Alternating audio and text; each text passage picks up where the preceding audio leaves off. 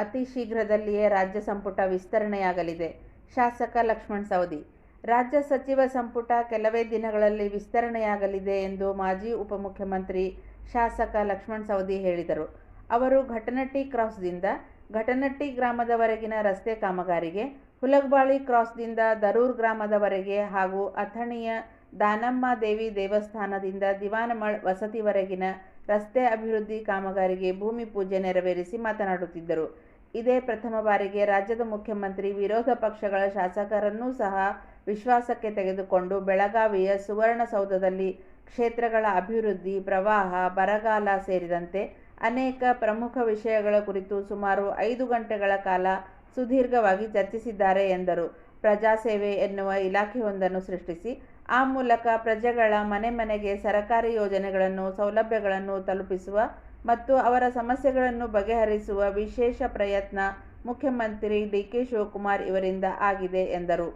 ಅಥಣಿ ಮತಕ್ಷೇತ್ರದ ರಸ್ತೆ ಅಭಿವೃದ್ಧಿ ಕಾಮಗಾರಿಗಳಿಗಾಗಿ ಮಂಜೂರಾದ 50 ಕೋಟಿ ವಿಶೇಷ ಅನುದಾನದಲ್ಲಿ 4 ಪ್ರಮುಖ ರಸ್ತೆ ಕಾಮಗಾರಿಗಳನ್ನು ಲೋಕೋಪಯೋಗಿ ಇಲಾಖೆ ಮೂಲಕ ಮತ್ತು 22 ಸಂಪರ್ಕ ರಸ್ತೆಗಳನ್ನು ಪಂಚಾಯತ್ ರಾಜ್ ಅಭಿವೃದ್ಧಿ ಇಲಾಖೆ ಮೂಲಕ ಅನುಷ್ಠಾನಗೊಳಿಸಲಾಗುತ್ತಿದೆ ಎಂದವರು, ಮುಂದಿನ ದಿನಗಳಲ್ಲಿಯೂ ಕೂಡ ಅಥಣಿ ಮತಕ್ಷೇತ್ರದ ಅಭಿವೃದ್ಧಿಗಾಗಿ ಇನ್ನೂ ಅನೇಕ ವಿಶೇಷ ಯೋಜನೆಗಳನ್ನು ಅನುಷ್ಠಾನಗೊಳಿಸುವ ಪ್ರಯತ್ನ ನಡೆಸುವೆ ಎಂದರು. ಈ ಸಂದರ್ಭದಲ್ಲಿ ಪಂಚಾಯತ್ ರಾಜ್ ಅಭಿವೃದ್ಧಿ ಇಲಾಖೆಯ ವೀರಣ್ಣ ವಾಲಿ, ಮುಖಂಡರಾದ ಎಸ್.ಕೆ. ಬುಟಾಳೆ, ಶಿವಾನಂದ್ ದಿವಾನಮಳ್, ಲಾಲ್ಸಾಬ್ ನದಾಫ್, ಅಶೋಕ್ ಕರಬಸಪ್ಪಗೋಳ್, ಅನಂತ್ ಬಸರಿಕೋಡಿ, ಚನ್ನಮಸು ಹುಲಗಬಾಳಿ, ರಾಹುಲ್ ನಾಯಕ್, ಸುರೇಶ್ ನಂದಿಗೌಡರ್, ದುಂಡಪ್ಪ ಗುಬಚಿ, ಮಹಾಂತೇಶ್ ಮುಳ್ಳಟ್ಟಿ, ಬಸವರಾಜ್ ಗಲಗಲಿ ಸೇರಿದಂತೆ ಅನೇಕರು ಉಪಸ್ಥಿತರಿದ್ದರು. ಕ್ಯಾಬಿನೆಟ್ ಎಕ್ಸ್ಪಾನ್ಷನ್ ಒಂದು ವಾರದಲ್ಲಿ ತೀರ್ಮಾನ ಆಗುತ್ತೆ. ಖುಷಿ ವಿಷಯ ಅಥಣಿ ಜನಕ್ಕೆ. ನಿಮಗೇನ್ ಆಗ್ಬೇಕಂತ ನಿಮ್ಮ ಮನುಷ್ಯನಾಗ ನನಗೇನಾಗ್ಬೇಕಂತ ನಿಮಗಿದೆ? ನಮ್ಗೆ ಸಿಕ್ಕರೆ ಒಳ್ಳೇದಂತ ಅನಿಸ್ತಾ ಇದೆ. ನಿಮಗೆ ಸಿಕ್ಕರೆ ನಮಗ್ ಒಳ್ಳೇದಂತ ಅನಿಸ್ತಾ ಇದೆ. ಆತರ ವಿಶ್ ಮಾಡಿ. ಯಾವತ್ತು ಏನೇನೋ ಚರ್ಚೆ ಆಯ್ತು. ಡಿನ್ನರ್ ಮೀಟಿಂಗ್ ಓಟ್ ಚೆನ್ನಾಗಿತ್ತು ಅಂತ ಹೇಳಿದ್ರು. ಈ ಚಿಂತನೆ ಹಿಂದಿನ ಯಾವ ಮುಖ್ಯಮಂತ್ರಿಗಳು ಕೂಡ ಮಾಡಿರ್ಲಿಲ್ಲ. ಒಂದು ಹೊಸ ಆಲೋಚನೆಯನ್ನು ಇಟ್ಕೊಂಡು ಹೊಸ ಚಿಂತನೆಯನ್ನು ಪ್ರಾರಂಭ ಮಾಡಿದ್ರೆ, ದೂರದೃಷ್ಟಿ ಒಂದು ಇಟ್ಕೊಂಡು ಇದನ್ನ ಆಲೋಚನೆ ಮಾಡ್ತಕ್ಕಂಥ ಒಬ್ಬ ಮುಖ್ಯಮಂತ್ರಿಗಳು ಬಂದು ಇದನ್ನ ಎಲ್ಲರಿಗೂ ಕೂಡ ಮನವರಿಕೆ ಮಾಡಿದ್ದಾರೆ. ಬಹುತೇಕ ಎಲ್ಲ ಪಕ್ಷಾತೀತವಾಗಿ ಎಲ್ಲ ಶಾಸಕರು ನಿನ್ನೆ ಅದನ್ನ ಮೆಚ್ಚುಗೆಯನ್ನು ವ್ಯಕ್ತಪಡಿಸಿರ್ತಕ್ಕಂಥದ್ದು ಇದೆ. ಸರ್, ಲಕ್ಷ್ಮಿ ಹಣ ಬರ್ತಾ ಇಲ್ಲ.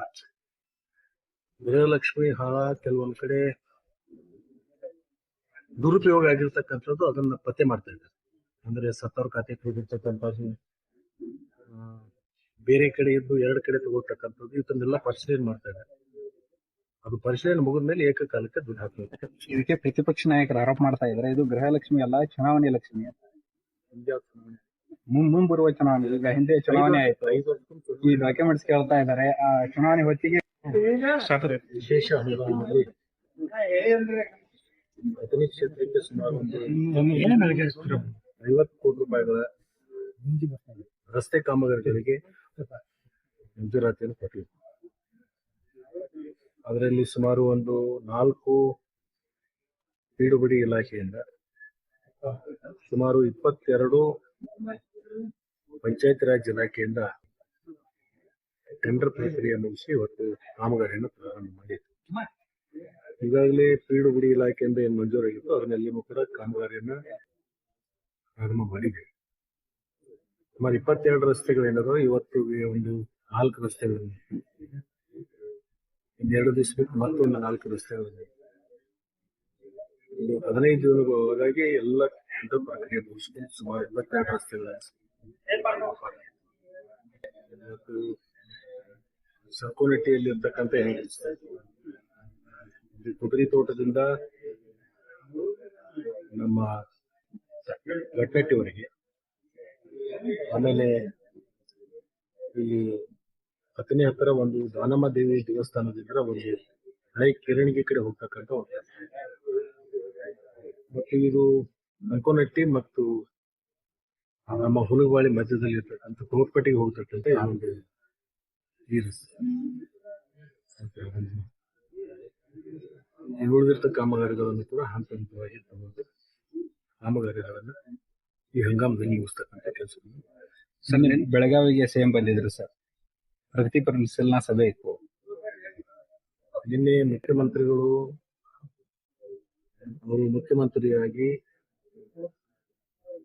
ಪ್ರಮಾಣ ವಚನ ಆದ್ಮೇಲೆ ಉತ್ತರ ಕರ್ನಾಟಕಕ್ಕೆ ಹೆಚ್ಚು ಗಮನವನ್ನು ಕೊಟ್ಟಿದ್ದಾರೆ. ಅತಿವೃಷ್ಟಿ ಮತ್ತು ಅನಾವೃಷ್ಟಿ ಇವೆರಡಕ್ಕೂ ಸೀಮಿತವಾಗಿರ್ತಕ್ಕಂಥ ಒಂದು ಪರಿಶೀಲನೆ ಸಭೆಯನ್ನು ಮಾಡಿದ್ದಾರೆ.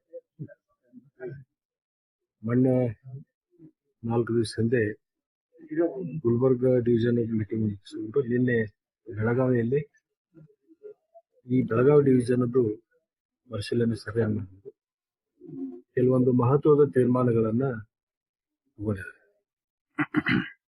ಈ ಪ್ರಜಾಸೇವೆ ಅಂತಕ್ಕಂಥ ಒಂದು ಹೊಸ ಇಲಾಖೆಯನ್ನ ಹುಟ್ಟುಹಾಕಿ ಇದಕ್ಕೊಂದು ಮಂತ್ರಿಯನ್ನ ನಿಯುಕ್ತಿ ಮಾಡೋದ್ರ ಜೊತೆಗೆ ಕೆಲವೊಂದು ಅಧಿಕಾರಿಗಳನ್ನು ಅದಕ್ಕೆ ನೇಮಿಸಿರ್ತಕ್ಕಂಥದ್ದು. ಈ ಪ್ರಜಾಸೇವೆ ಅಂತಕ್ಕಂಥ ಒಂದು ಹೊಸ ಇಲಾಖೆಯನ್ನ ಸೃಷ್ಟಿ ಮಾಡಿ ಜನಸೇವೆ ಮತ್ತು ಜನರ ಬಾಗಿಲಿಗೆ ಹೋಗ್ಬೇಕು ಅಂತಕ್ಕಂಥ ಒಂದು ದೃಷ್ಟಿಕೋನ ಇಟ್ಕೊಂಡು ಒಂದು ಉತ್ತಮವಾಗಿರ್ತಕ್ಕಂಥ ನಿರ್ಣಯವನ್ನು ಮಾಡಿರ್ತಾರೆ.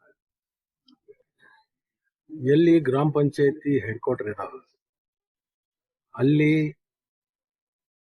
ಆ ಅಧಿಕಾರಿಗಳು ಗ್ರಾಮ ಲೆಕ್ಕಾಧಿಕಾರಿ ಇರ್ಬೋದು, ಪಿಡಿಒಗಳು ಇರ್ಬೋದು, ಸ್ಥಳೀಯ ಅಧಿಕಾರಿಗಳು ಏನಿರ್ತಾರ ಅಲ್ಲಿ ಕಡ್ಡಾಯವಾಗಿ ಅವರು ವಾಸ್ತವ್ಯ ಇರಬೇಕು. ಅಂದ್ರೆ ಅಲ್ಲೇ ಮನೆ ಮಾಡಿಕೊಂಡು ಅಲ್ಲೇ ಇರಬೇಕು, ಪ್ರತಿನಿತ್ಯ ಜನರಿಗೆ ಕೈಗೆ ಸಿಗಬೇಕು, ಸ್ಥಳೀಯವಾಗಿ ನಿರ್ಣಯಗಳು ಅಲ್ಲೇ ಇತ್ಯರ್ಥ ಆಗ್ಬೇಕು, ಪಟ್ಟಣಕ್ಕೆ ಹೋಗಿ ಓಡಾಡ್ತಕ್ಕಂಥದ್ದು ಆಗಬಾರ್ದು ಅಂತಕ್ಕಂಥ ಒಂದು ಆಲೋಚನೆಯನ್ನು ಇಟ್ಕೊಂಡು ಒಂದು ದೂರದೃಷ್ಟಿ ಒಂದು ಆಲೋಚನೆ ಮಾಡಿದ್ದಾರೆ. ನೀವು ನೋಡಿರ್ಬೋದು ಈ ಕರ್ನಾಟಕ ಪಬ್ಲಿಕ್ ಸ್ಕೂಲ್ ಅಂತಕ್ಕ KPSC ಅದೇ ಮಾದರಿಯಲ್ಲಿ ಈ CSR ಫಂಡ್ಗಳನ್ನ ಸಂಗ್ರಹ ಮಾಡಿ ಆ ಹಣದಿಂದ ಒಂದೊಂದು ಶಾಲೆಗೆ 6-8 ಕೋಟಿ ರೂಪಾಯಿಗಳನ್ನು ಕೊಡೋದ್ರ ಮುಖಾಂತರ ಗ್ರಾಮೀಣ ಪ್ರದೇಶದಲ್ಲಿರ್ತಕ್ಕಂಥ ವಿದ್ಯಾರ್ಥಿಗಳಿಗೆ ಪಟ್ಟಣಕ್ಕೆ ಬರಬಾರ್ದು, ಪಟ್ಟಣಕ್ಕೆ ಬರಲಾರ್ದೇನೆ ಅಲ್ಲೇ ಅವರಿಗೆ ಉತ್ತಮವಾಗಿರ್ತಕ್ಕಂಥ ಶಿಕ್ಷಣ ಸಿಗ್ಬೇಕು, ಪಟ್ಟಣಗಳಿಗೆ ಜನದಟ್ಟಣೆ ಆಗಬಾರ್ದು.